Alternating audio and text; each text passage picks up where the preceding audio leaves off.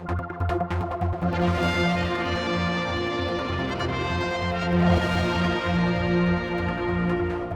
joined by David Ashford, Treasury Minister, and I've been given the opportunity to ask him a few questions about his budget following its release on Tuesday. So, Mr. Ashford, what did your budget offer people like me who are about to leave full-time education? So in terms of young people, one of the things we're wanting to do is make the island a much more attractive place for you to come back after you complete your education. So there's £2 million going into the Housing and Communities Fund to allow Chris Thomas's board to undertake that vital work. Because if you're going to come back, it's got to be affordable for you to do so. You'll want somewhere to live and you want to be able to do that at affordable prices. The other thing that we have been putting into the budget is there's more support in there for education. Education is already undertaking assessments around training and needs on the island. And one of the things that we're very keen on doing, and we'll be developing this in future budgets as well, is looking to actually see what provision we can put in for young people in terms of actually reskilling when they come back to the island. Yeah.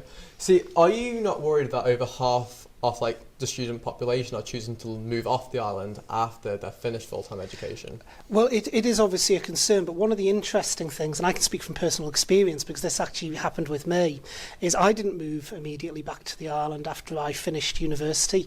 I stayed and worked in the UK for several years afterwards and then moved back.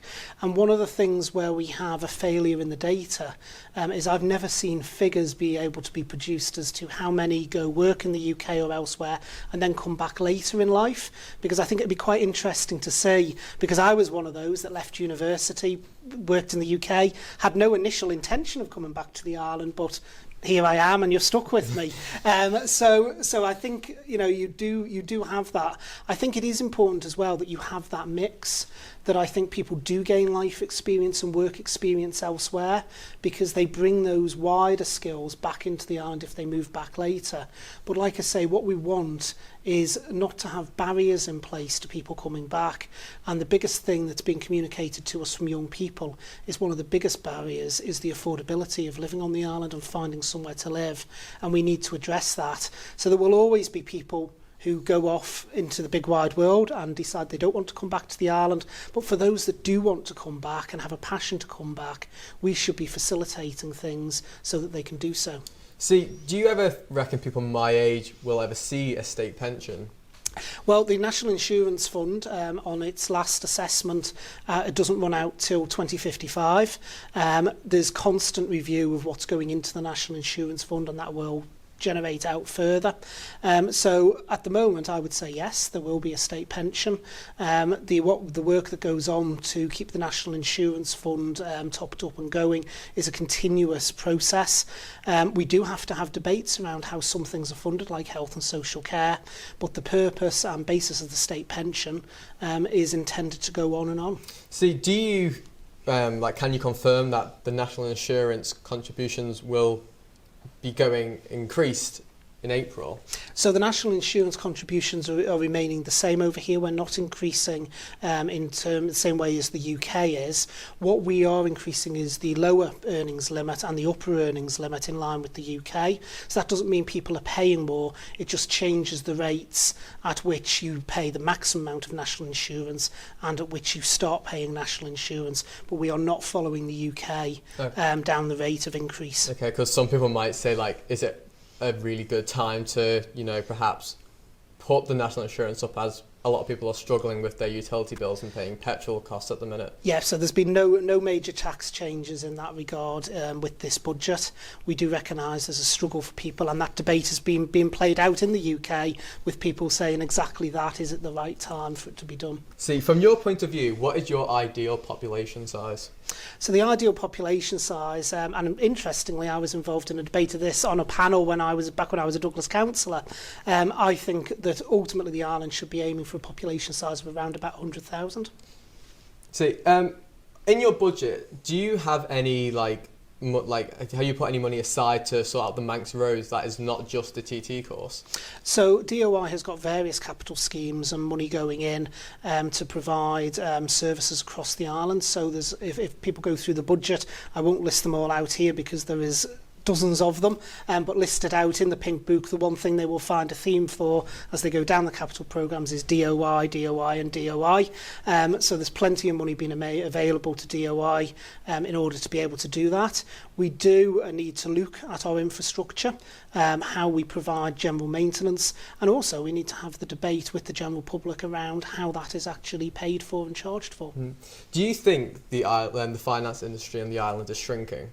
So in terms of the financial sector on the island, if you look at the last round of the economic reports, in terms of the insurance sector actually has grown on the island. In terms of the general finance sector, it's remained pretty much stable. But obviously, as other sectors grow, as a percentage, they are less. So that doesn't mean necessarily that they're actually shrinking. They might be shrinking as a percentage of the overall economy. But if you have another sector, say, for instance, such as e-gaming, that is growing more exponentially, it changes the percentages. Yeah, because a lot of people might say that the island is very dependent on the finance industry, and if it fails, what does the island have to fall back on? Does this not worry you? Well, actually, if you look again at the economic reports and what percentage of the economy is finance and insurance, you'll actually see that we have quite a diversified economy. So we don't have our eggs all in one basket, as the old saying goes. There is e-gaming that is quite a large percentage of the economy. There is also finance that is a large percentage, insurance, which is slightly separate. We also have quite a big agricultural sector as well. So we haven't got everything all in one sector as some jurisdictions have. There are some jurisdictions out there where the finance sector can account for 60 or more % of the economy, and if they had issues then they've got serious issues, but we're much more diversified than that. But one of the things we also need to do is keep that diversification. So as a government and as an island nation, we should be continuously looking out there for the new and innovative sectors that are going to be the growth areas of the economy in the future. Personally, I've always thought that the green economy is one of those. I think there's an awful lot around green businesses that the island could actually do. We could be a real innovation centre. After all, we're an island in the middle of the Irish Sea, and we're not short of wind and tide, so we should be actually looking at that sector to come into the island. Do you know how much more money is needed to complete the rest of the work on the prom, and how do you think the prom looks in your opinion? So in terms of the Promenade, I think the Promenade scheme has now come together. One of the biggest problems with the Promenade is the fact that when you're digging up everything and replacing services, it always looks like a war zone. But once you start getting the surface on, it starts coming together. I'm particularly impressed with the work that's gone on around the cultural zone. I'll be perfectly honest, back when it was all first announced, I was very cynical. And at the time when I was a backbencher, I think I actually voiced that cynicism. I'm happy to say I've been proved wrong on that. I think what's happened around the cultural zone has been excellent, and it will be great to see it get into use, particularly when TT comes around later in the year. In terms of the costs of the Promenade scheme, at the moment we will have to wait and see, because there is potential cost inflation due to the cost of building products going up. That has hit all capital schemes across government.